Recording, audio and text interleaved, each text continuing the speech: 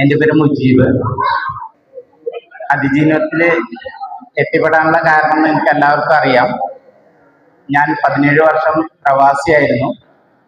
അതിനുശേഷം നാട്ടില് അവിടെ കമ്പനി ക്ലോസ് ആയതിനു ശേഷം നാട്ടിലെത്തിയതാണ്.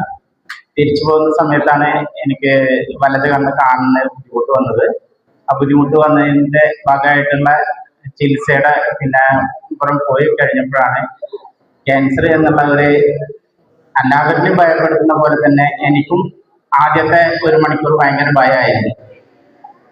അതിന്റെ ചികിത്സകളൊക്കെ ഒരുക്കം കഴിഞ്ഞപ്പോൾ ഫോളോ അപ്പിന്റെ പാതയിലാണ്. ആദ്യഘട്ടത്തിൽ ഒരു 4-5 മാസം ബെഡിൽ മാത്രമായിരുന്നു. ഇപ്പൊ ഫോളോ അപ്പാണ്.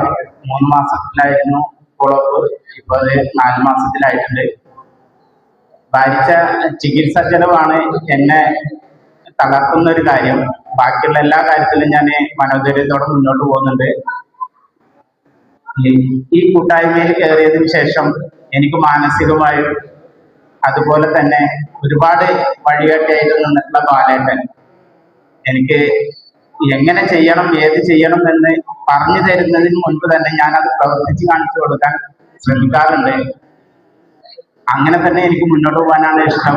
കാരണം ഞാൻ അനുഭവിച്ച ഒറ്റപ്പെടൽ അതൊരിക്കലും മറ്റുള്ളവർ ഒറ്റപ്പെടാൻ പാടില്ല എന്നുള്ള ഒരു തീരുമാനത്തിന് പുറത്താണ് ഞാൻ അങ്ങനെ ചെയ്യാറുള്ളത്.